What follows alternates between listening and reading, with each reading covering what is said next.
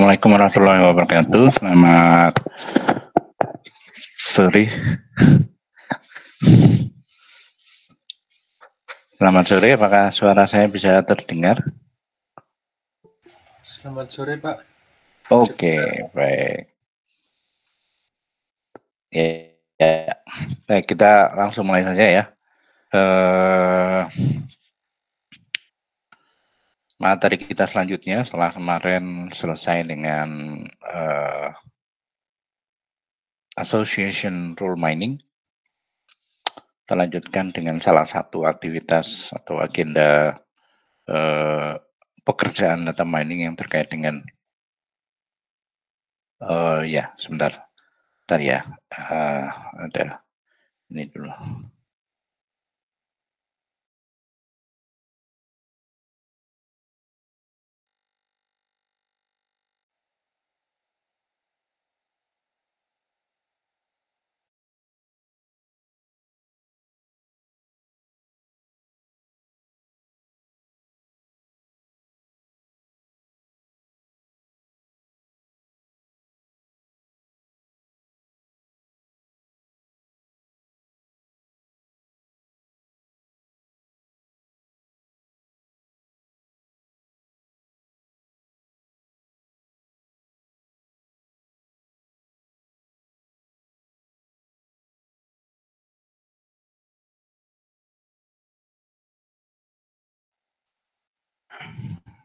Baik. Ini salah satu pekerjaan data mining yang satu kategori dengan association role mining dengan clustering karena sifatnya yang deskriptif. Ya, deskriptif. Jadi kita tidak berusaha menebak fakta, ya, memprediksi ya, tidak berusaha memprediksi fakta, tapi menjelaskan tentang apa yang ada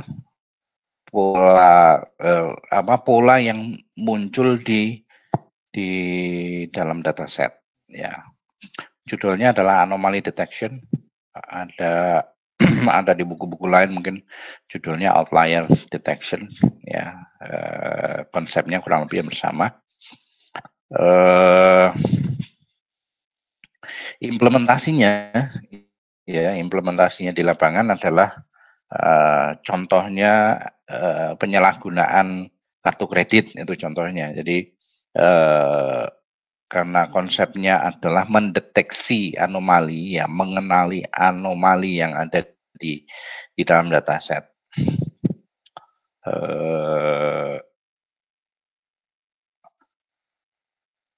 Credit card fraud atau penyalahgunaan kartu kredit itu bisa diasumsikan bisa terlihat dari aktivitas penggunaan kartu kredit yang di luar kebiasaan, ya, di luar kebiasaan, entah itu secara personal, ya, atau mungkin di luar kebiasaan orang dengan stereotip tertentu atau region tertentu. Misalnya ini orang Indonesia ini biasanya kalau melakukan transaksi kartu kredit, ya, misalnya seperti itu ya.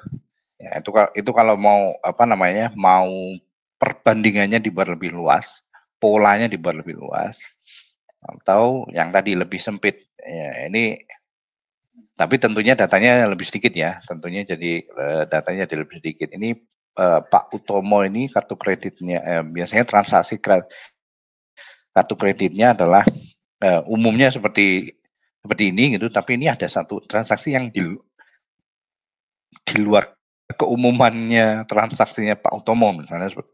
Nah, itu konsepnya adalah mengenali yang di luar kebiasaan. What are anomalies or outliers? The set of data points ya. That are considerably different than the remainder of the data. Kemudian dianggap beda dengan data.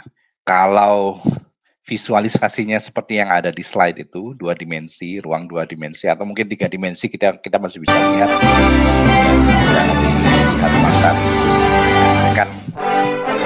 kesannya sepele, ya kesannya bisalah kalau apa namanya, kalau misalnya atributnya 2 atau 3 gitu ya, 2 dimensi atau 3 dimensi itu kita bisa identifikasi lah kira-kira yang titik-titik data yang terisolir itu yang mana, nah itulah outliers-nya atau anomalies-nya. Atau misalnya kalau sekali lagi kalau dia bentuknya grafik time series begitu, ya kita bisa lihat mana titik yang, fluktuasinya paling ekstrim. Nah, gitu itu kita bisa buat sebagai anomali, ya.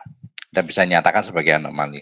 Nah, tantangannya adalah bahwa dari dataset itu, eee, dataset yang tersedia di lapangan umumnya tidak hanya 2 atau 3 atribut saja, bisa jadi banyak atribut dan, konsepnya adalah dia bisa saling, apa ya, meniadakan atau bertentangan. Jadi anomali di satu atribut bisa jadi dia, ketika dilihat dari sudut pandang, atribut yang lain, dia bukan anomali ya. Nah itu, eee, kesulitannya di situ ya, level kesulitannya di situ.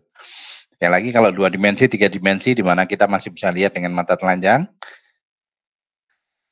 titik mana saja yang terisolir gitu ya, jauh dari kerumunan, nah itu kita bisa identifikasi. Tapi tantangannya lebih dari itu.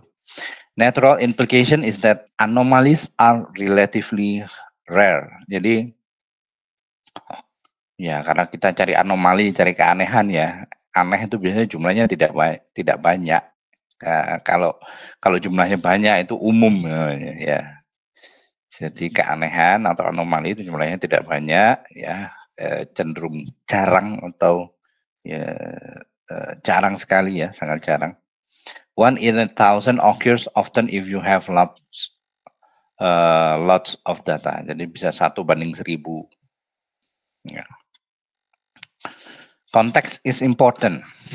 Nah, jadi kayak suhu ya, freezing temps in July.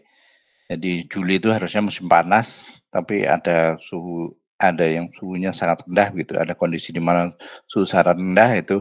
Nah, konteksnya dalam konteks musim panas, tapi suhunya ini outlier ini, suhunya ini adalah anomali. Nah, itu juga berpengaruh ya, itu juga berpengaruh. Can be important or a nuisance. 10 foot tall 2-year-old. Sebentar ya, aduh, ini ada.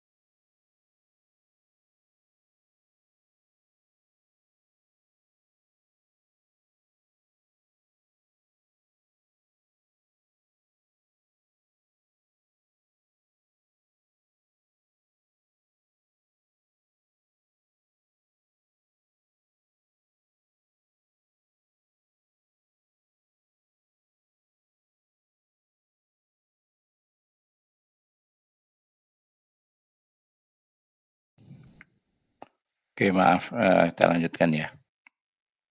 Eee, Suara saya sudah keluar belum ya?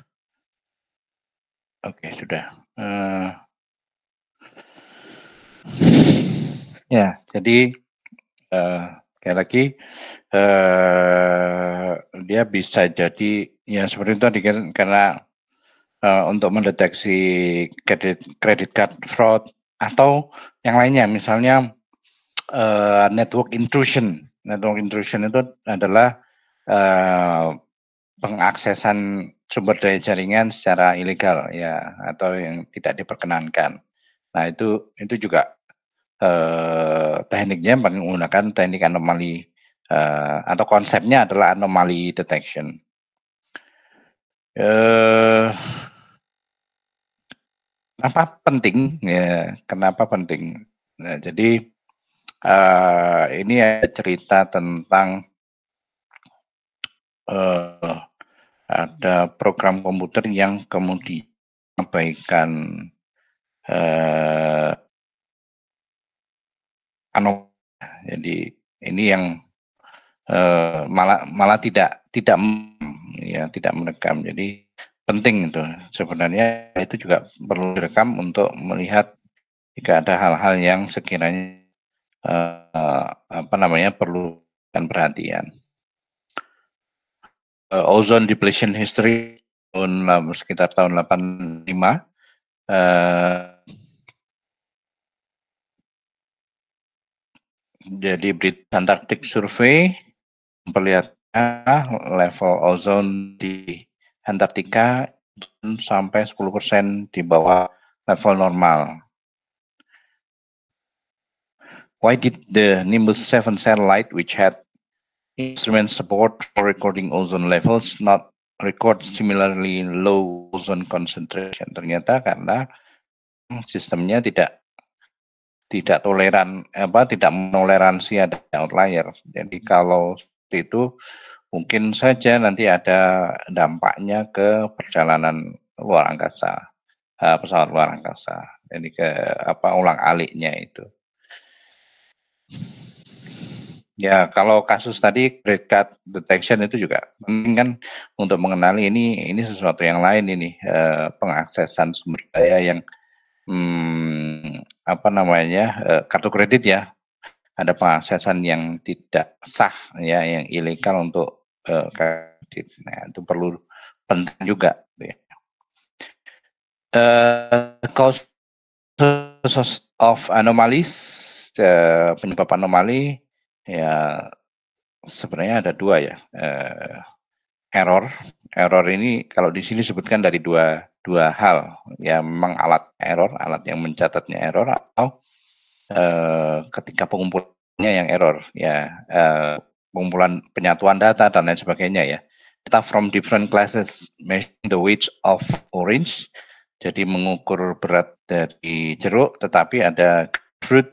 Grapefruit itu semacam ya semil juga yang masuk, ya kan, dia jadi anomali. Dan yang kedua adalah natural variation, ya memang ada variatif gitu ya, memang kondisinya seperti itu, kondisi natural yang bentuk. Bukan karena alatnya error, bukan karena pengumpulan datanya atau penyatuan data atau proses pengolahan datanya yang error, tetapi, memang variasi secara natural. Distinction between noise and anomalies. Noise is erroneous, perhaps random, values or contaminating objects.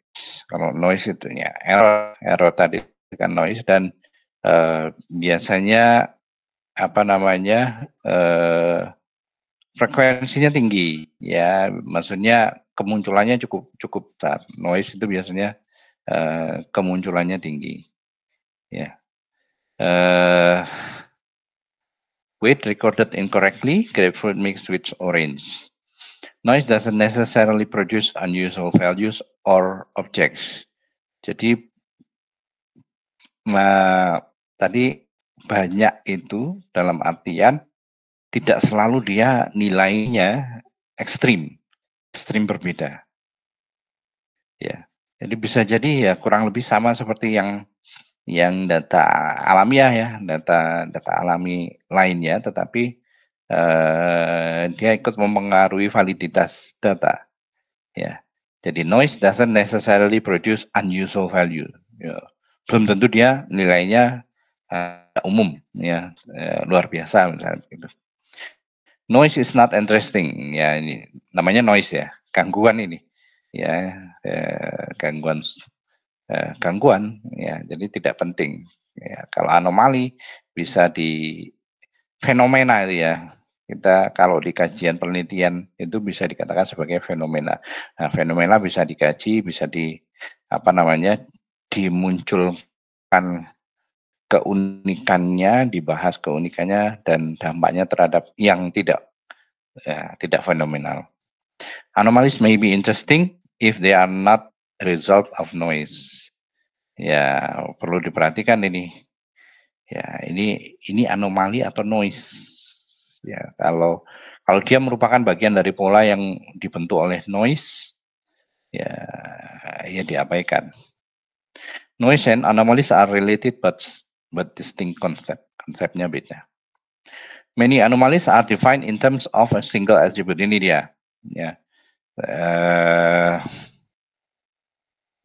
Manusia ya secara alamiah itu melihat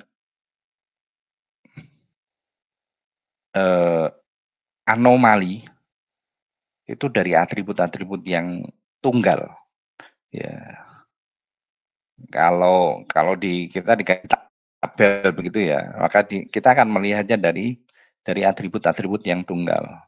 Kecuali kemudian ada satu atribut dan ternyata satu paket gitu ya, satu paket itu dalam artian ketika atribut yang satu nilainya aneh, ya anomali, atribut yang lain juga anomali. Nah, itu kecuali seperti itu. Tetapi kecenderungan umumnya adalah kita melihat anomali itu per atribut. Jadi height ya, tinggi, bentuk, warna, ya, per satu atribut. Can be hard to find an anomaly using all attributes. Jadi bisa jadi susah kalau lebih susah ya, lebih menantang kalau kita melihat anomali dari sudut pandang lebih dari satu atribut.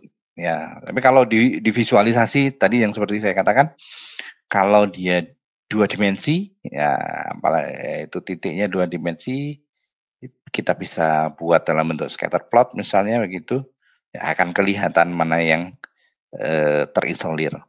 3 dimensi juga masih bisa lah kelihatan mana yang terisolir kalau kita putar-putar ya. Sudut pandangnya kita putar-putar akan kelihatan mana yang terisolir.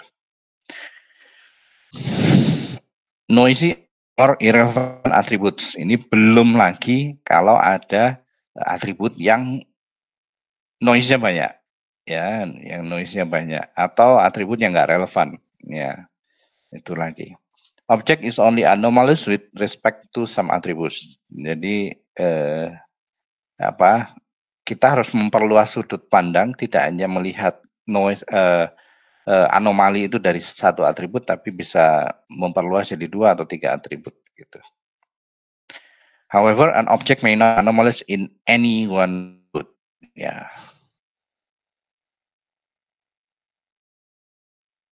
Ya, bisa jadi dia tidak anomali secara keseluruhan, dia tidak anomali.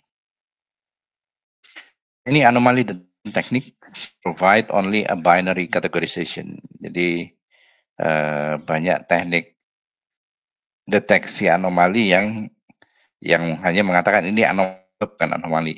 Ya, kalau pendekatannya menggunakan pendekatan klasifikasi, ya klasifikasi. Kalau pendekatannya klasifikasi, ya berarti ini masuknya ke prediksi ya, masuk ke prediksi. Sudah ada ground truth, ada labelnya, oh ini masuk anomali, ini bukan anomali gitu. Ya, apa namanya?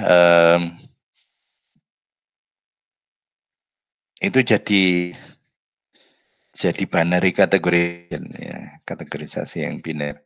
Ya.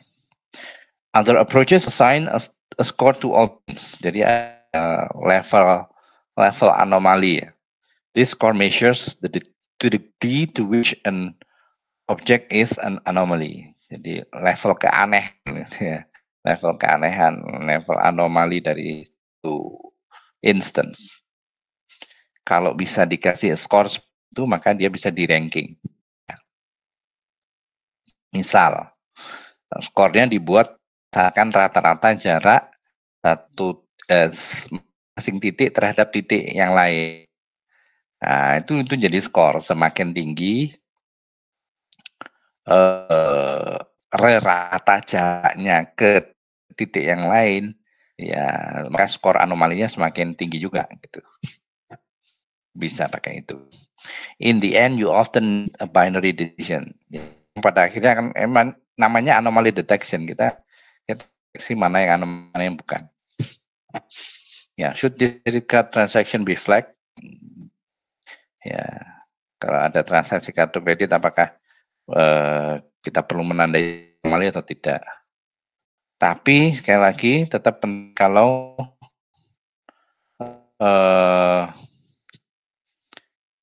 kita bisa kasih scoring, ya kita bisa kasih scoring. Kemudian ada juga pertanyaan how many anomalies are there? Ingat tadi kalau anomali itu rare, ya, anomali itu munculnya jarang. Kalau dia munculnya sudah lumayan banyak, ya kita bisa curigai itu sebagai noise. Ya, itu level berikutnya. Kalau lebih banyak lagi ya itu data normal ya, campur saja. Ya, data yang varian lain, ya bisa seperti itu. Oke. Dan ini kita mau menemukannya seperti apa nih? Langsung scan semua atau dengan find all anomalies at once or one at a time. Jadi kita lakukan satu demi satu atau scanning, ya, scanning berdasarkan template tertentu, ya, masking, ya, swapping, masking. Kemudian ada pertanyaan juga masalah evaluasi. How do you measure performance? Ya, kalau misalnya sudah ada basis filenya, instruksinya tentang ini adalah anomali yang itu anomali, ya itu kan ini supervise sama klasifikasi. Tetapi umumnya anomali detection itu unsupervised. Makanya tadi saya dari depan tadi katakan anomali detection itu lebih dekat ke deskriptif dibandingkan prediktif. Ya. Jadi anomali detection itu lebih dekat ke deskriptif, ya, karena sangat kasuistik terhadap dataset yang dimiliki atau kejadian-kejadian yang dimiliki dibandingkan dengan prediktif, ya. Dia lebih unsupervised daripada supervised. Kemudian seberapa efisien proses deteksi anomalinya. Kemudian juga kaitan dengan konteks. Jadi kalau kita bicara anomali tinggi badan, tetapi konteksnya atau semesta pembicaraannya adalah tim basket profesional, ya yang pendek-pendek, ya, pemain basket yang pendek-pendek itu justru yang anomali, ya. Kalau di masyarakat umum, pemain basket itu yang anomalinya adalah pemain basketnya, ya, pemain basket profesional. Jadi seperti itu. Ya, ada 3 macam problem yang dikenali oleh Pannington dan kawan-kawan. Kalau kita diberikan data set, temukan semua titik data yang skor anomalinya lebih besar daripada threshold tertentu, nilai threshold tertentu. Jadi misalnya temukan skor anomali berdasarkan jarak, temukan titik-titik data yang rata jaraknya lebih dari sekian, misalnya seperti itu.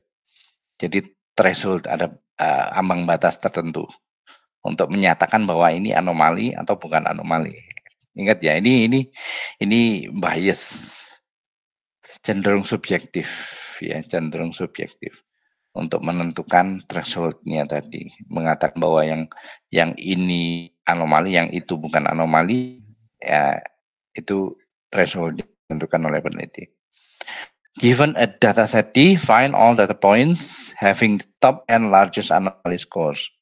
Sekali lagi ini juga bias ya.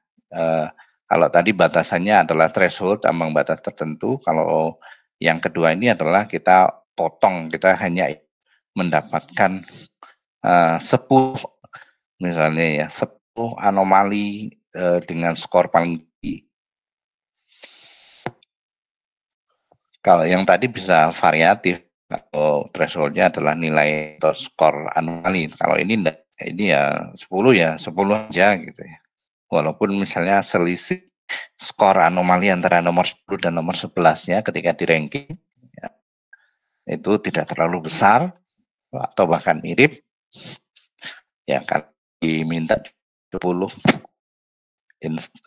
anomali ya 10 saja. Terus yang ketiga, dataset D containing mostly normal, jadi umumnya normal, but unlabeled data points, ya, ini unsupervised, test point X, the anomaly score of X with respect to D. Jadi kita punya pembanding ya, jadi terhadap satu set data yang normal, data yang normal kita bandingkan seberapa tidak normalnya X atau titik yang baru ini, satu titik yang baru. Nah, itu juga apa namanya,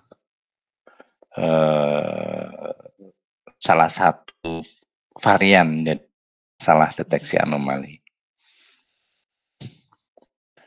Ada beberapa macam cara ya teknik yang dipakai. Ada model base, ada proximity base, ada density base, ada pattern matching. Ya.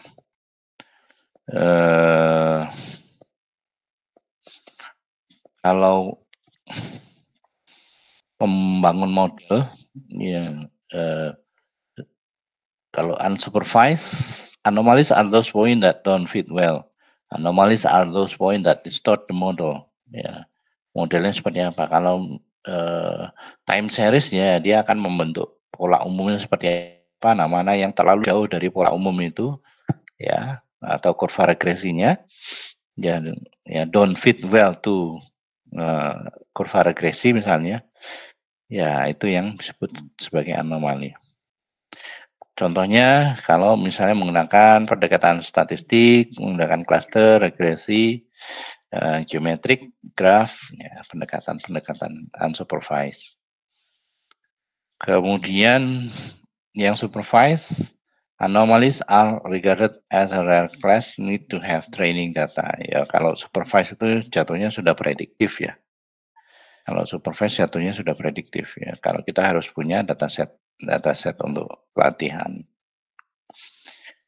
Kemudian teknik yang lain, proximity based, yang umum, anomalies are points far away from other points.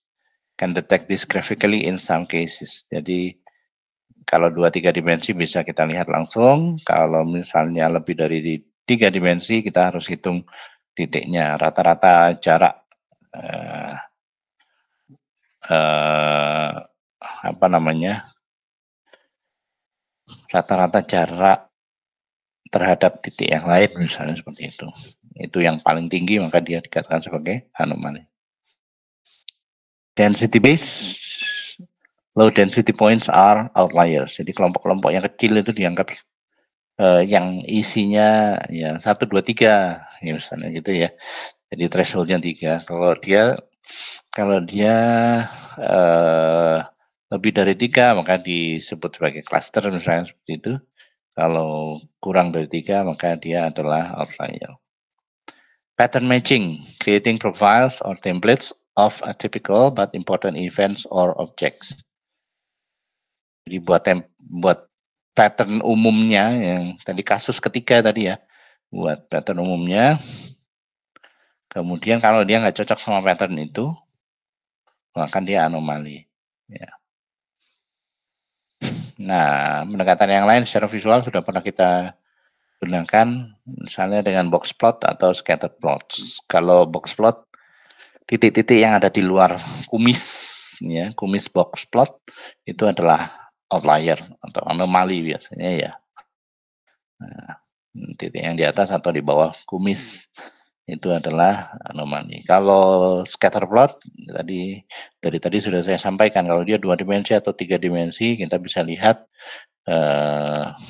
scatter plot ya, scatter plot 2 atau 3 dimensi yang titik yang terisolir bisa kita asumsikan sebagai anomali. Kemudian ada pendekatan statistik. An outlier is an object that has a low probability with respect to a probability distribution model of the data. Jadi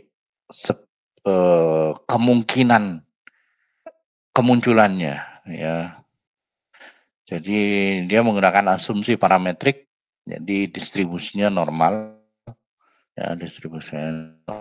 Kemudian apply a statistical test that depend on data distribution, kemudian parameter distribution, kemudian number of expected outliers. Ini pakai grafik itu loh, kurva normal ya. Dia asumsinya ini ya, distribusinya normal dulu. Nah, kalau distribusinya normal, maka yang ada di tail ya, tail di ekor kiri kanannya itu adalah di mana mengandung anomali. Ya, kalau bentuk 2 dimensinya seperti yang di atas, bentuk one dimension. Kalau 2 dimensi di yang bawah Gaussian. Anda bisa melihat lingkaran-lingkaran itu yang terluar itu adalah area yang mengandung nilai yang anomali. Graph test, ada statistical based likelihood approach. Nah,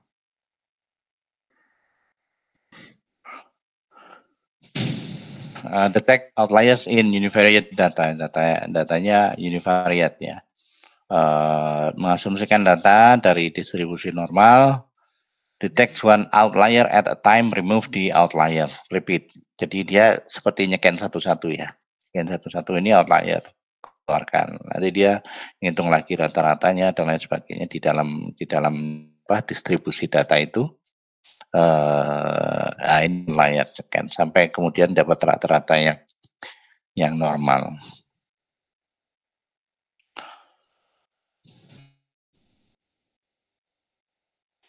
Ya, statistical based likelihood approach. Assume the dataset D contains samples of 2 probability distribution.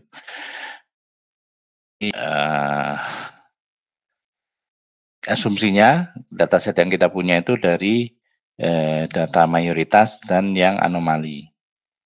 General approach initially assume all data points belong to M, majority. Asumsi awalnya ya. Let L be the log likelihood of D at a time. For each point X that belongs to M, move it to A.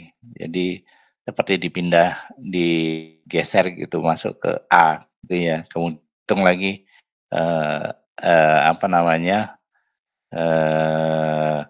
log likelihood dari D yang baru. Nah, kemudian dihitung selisihnya. Ini kalau dengan mengeluarkan satu poin ya, satu titik data tadi selisihnya besar ya, ini berarti outliers ini. Yang dikeluarin tadi lah. Jadi misalnya ada 100 data. Ya, kita hitung log likelihood-nya berapa untuk 100 data. Kemudian coba satu dikeluarin. Kalau satu dikeluarin itu ternyata selisihnya besar. Ini apa namanya? Ini outlier gitu. Ya.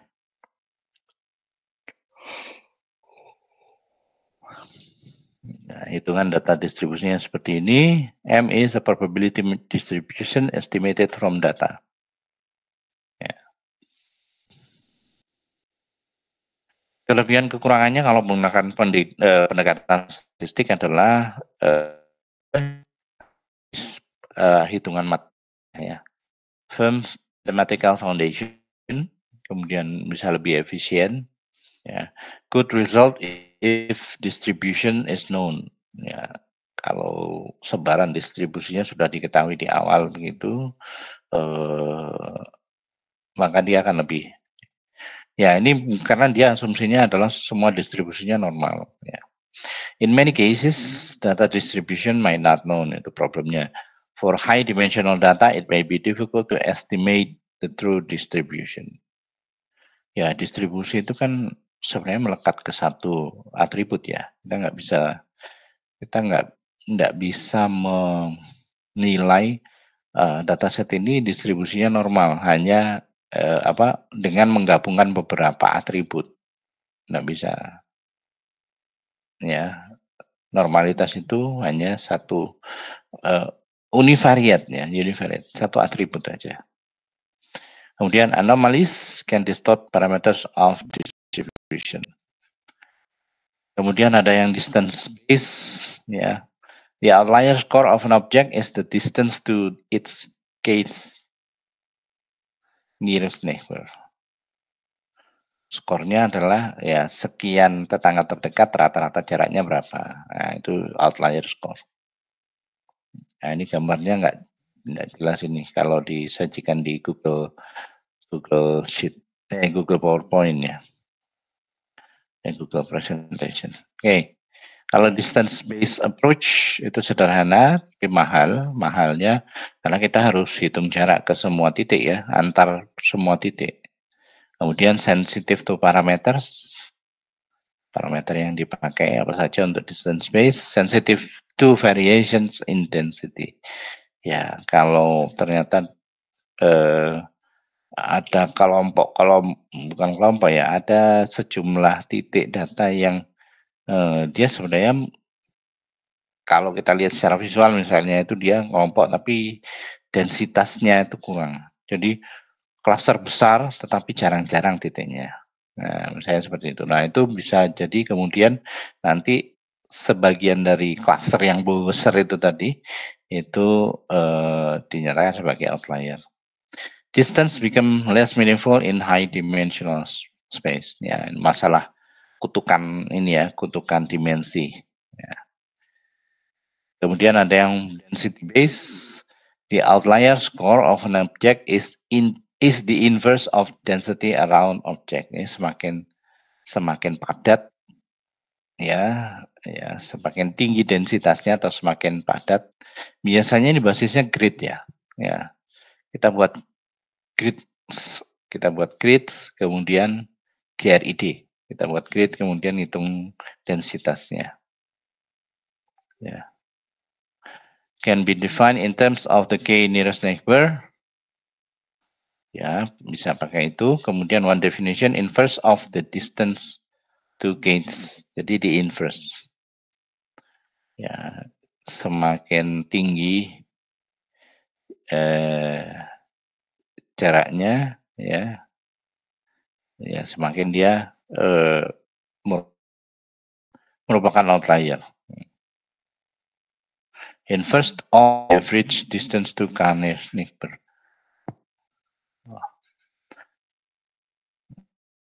Average ya, atau bisa pakai definition masing division ya, yang dia bisa deteksi cluster yang bentuknya S. Nah, itu kalau di luar cluster itu berarti dia adalah outlier.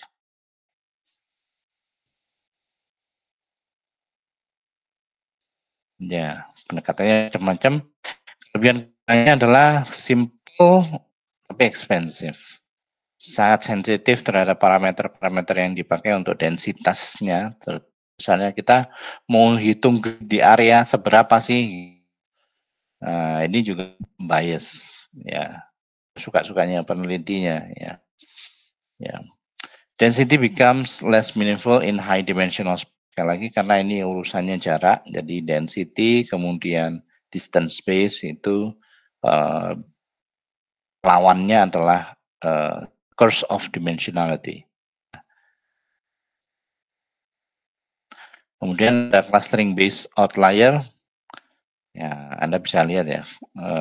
Pokoknya kalau dia di luar cluster, ya, dia dinyatakan sebagai outlier.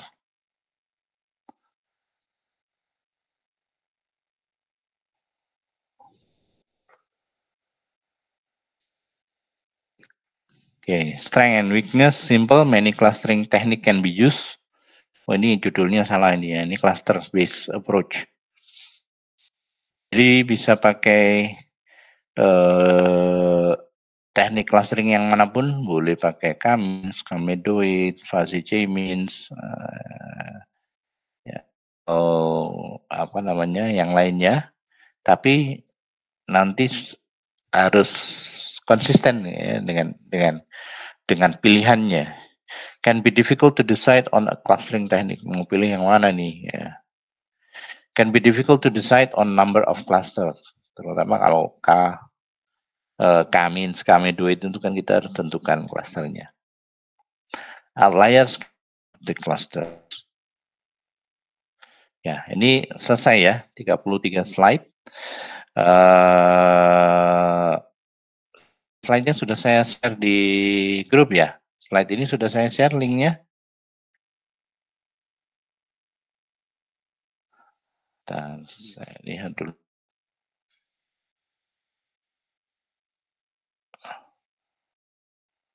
Ya, sudah saya share.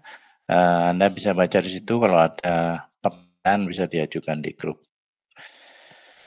Baik, saya kira itu saja perkuliahan pada sore hari ini. Terima kasih sudah bersedia untuk menunggu apa namanya, karena ada sekali dengan rapat saya hari ini. Mudah-mudahan bermanfaat yang saya sampaikan hari ini. Ada yang masuk ya, walaupun tidak terlalu panjang waktunya.